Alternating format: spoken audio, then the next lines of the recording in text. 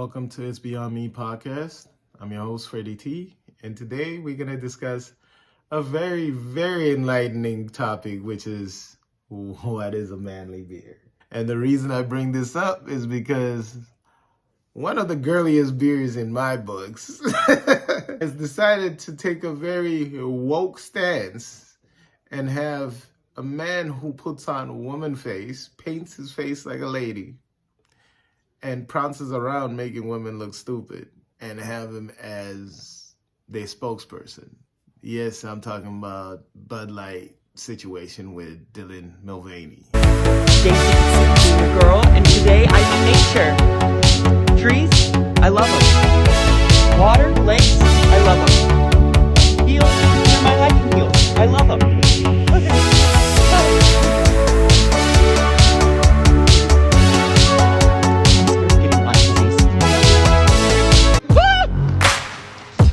I just failed to understand what Budweiser was thinking. America has a population of about 336,443,789 people, right? And transgender people only make up 1.64 million, and you decide that you're gonna take that small percentage and them as your main marketing situation.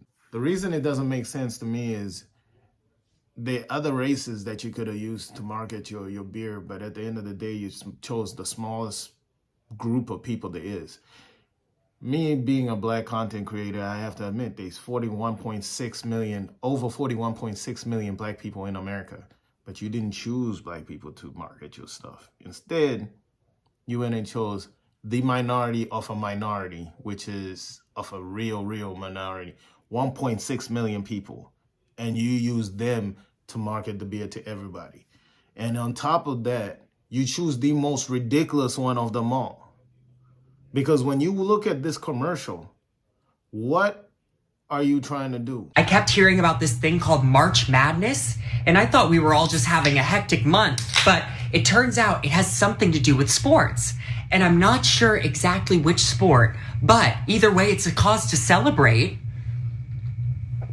This month, I celebrated my day 365 of womanhood, and Bud Light sent me possibly the best gift ever, a can with my face on it. Dylan Mulvaney was celebrating the fact that Bud Light had sent a special beer can over to her. Of course, she's a TikTok star who has been basically documenting her transition. Now, of course, that simple video led to a little bit of a hissy fit on the right.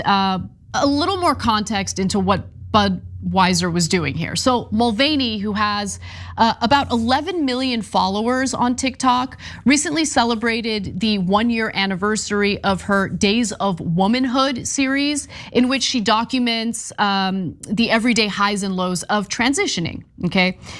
That's why Bud Light sent her that special can of beer. You choose the one guy who, honestly, to me, is an insult to women out there. I don't really think he's doing women any justice. And I see Nike and I see Budweiser doing this. And then when they get any backlash, the first thing they want to do is stand up for him, and they think they're being woke. Like, honestly, what are you doing? Beer has always been a manly thing, and now you just turned it in. I mean, I used to always rag on every man that drank Bud Light, because I always thought that it was a girly beer in my books anyway. But now it's like, what are you trying to do? I totally agree with these celebrities who are showing outrage. Kid Rock did not like the fact that Bud Light decided to partner or sponsor, whatever it was. They created a can for Dylan Mulvaney, a special can to commemorate his 365 days of girlhood, 365 days of being a pervert, of desiring to dress like a little girl and have little girl experiences. And Kid Rock, after learning that Bud Light, which is a drink that he apparently likes, had partnered with him, did not just take a strong stance. He made an incredible video, and I would like to show you that video now.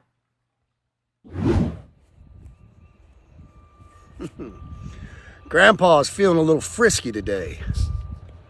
Let me say something to all you and be as clear and concise as possible.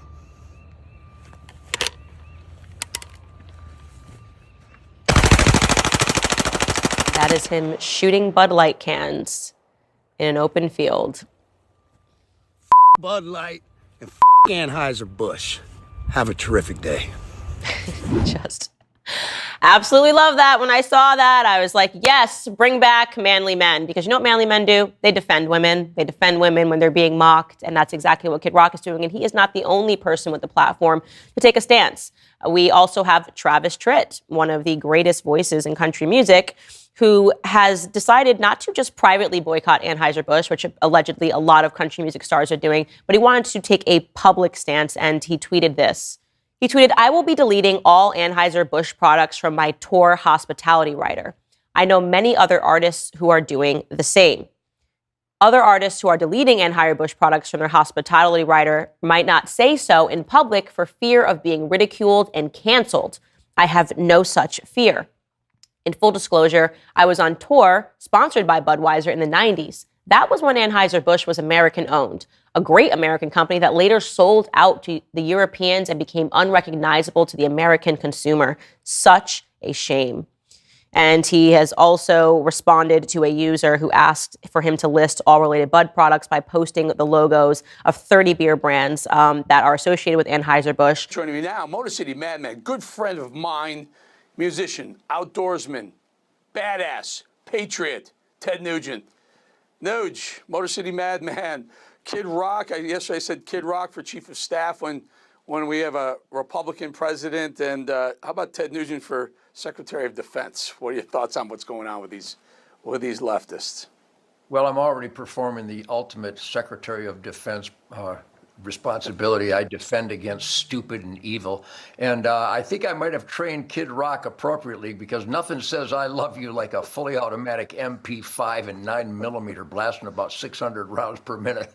Class 3 is the story of my life. Eric, the beauty of my life, there's so many things, is that I've never spent 1 red cent on alcohol, but I made sure that my entire crew and my family will never allow any Anheuser-Busch products anywhere near my world. Or now, it looks like Jack Daniels has fallen into the same crevasse of stupidity. How could they be that disrespectful and give the middle finger to their core consumer demographic? Can they possibly have a meeting around a table and come to the conclusion that they're going to piss in the face of the people that pay their salaries? This is the epitome of a cultural deprivation in an ongoing tsunami of cultural deprivation. But I get a kick out of it because good people are still standing our ground. And believe me when I tell you, I just wrapped up a wonderful kicker brunch I have every week with farmers and ranchers and cops and teachers and hardware store operators and energy barons and guitar players and music people.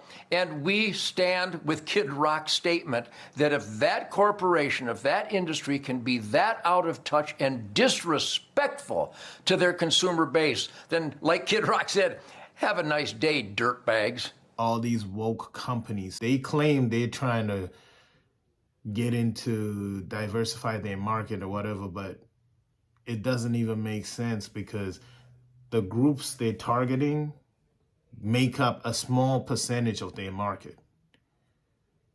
I mean, transgender only make up 1.64 of the US market. Like it's minuscule. Like honestly, we could have said how many women actually. You got 167.5, if not more, maybe 168 million people who are female in America.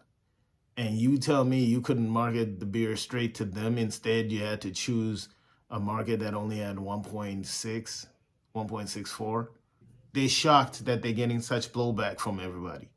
I just feel the ignorance that everybody has when it comes to this whole topic is just insane, because at the end of the day, you guys are taking opportunities away from women to give them to men who are not women at all, who are biologically men, and you're giving them the opportunity saying that you're empowering women. How the hell are you empowering women? I mean, no offense to anybody, but Dylan Mulvaney, to me, is an insult to every woman. Blatant mockery to women. But I guess that's the woke way. I mean, they want woman 2.0, which is in their eyes, Dylan Mulvaney. You tell me you couldn't have found a female sports star? You couldn't have found somebody who's somewhat famous, be it a podcaster, be it a YouTuber, be it a whatever, who's a single mother or a family person? It just shows you what they're trying to do. They're not pushing the struggling everyday person. They're not pushing the, family dynamics. What they're pushing is the family breakdown. They're pushing the ridiculousness of this whole pronoun situation that we're going through. And it's supposed to be normal. And they're profiting off of the mental illness. And for real, they profit off the mental illness, because when you hear the CEO of Budweiser talk and you listen to what she says. I'm a businesswoman. I had a really clear job to do when I took over Bud Light. And it was, this brand is in decline. It's been in decline for a really long time. And if we do not attract young drinkers to come and drink this brand, there will be no future for Bud Light. So I had this super clear mandate. It's like, we need to evolve and elevate this incredibly iconic brand. And what I brought to that was a belief in, okay, what does evolve and elevate mean? It means inclusivity. It means shifting the tone. It means having a campaign that's truly inclusive and feels lighter and brighter and different and appeals to women and to men. And representation is at sort of the heart of evolution. You've got to see people who reflect you in the work. And we had this hangover. I mean, Bud Light had been kind of a brand of fratty, kind of out of touch humor. And it was really important that we had another approach. The bullshit she just spotted out, to me, is utter bullshit, because when you look at it, you still win for the smallest percentage. It was just trying to jump on the woke bandwagon, try and get, LGBTQ and all these people to jump on you and drink, but to attract young drinkers, because Bud Light sales were dropping. In order to attract young drinkers, they were trying to market to a young, woke, inclusive audience. That's pretty much what they were trying to say. Now, my problem with that is you still chose the smallest market there was, which was 1.64, maybe even at most 1.8 million people. You left out the 167 million, the female market. You left out the black market, 46 million. You left out the Asian market. You left out the Mexican market. You just literally marketed your beer to the smallest percentage of people that actually buy your beer. And this is supposedly you're trying to boost sales. If you're trying to boost sales, you try and remarket it to the people that normally buy your beer, to the people that used to buy your beer, not to the smallest freaking market there is. What do you guys think? To me, that was the biggest load of bullshit I've ever heard. I don't know. You guys drop your comments. Tell me what you think about this situation. I personally am going with the whole, I don't drink anymore, but at the end of the day, if I did, Bud Light is totally not on my list at all. For all y'all Bud Light drinkers, I guess stay woke.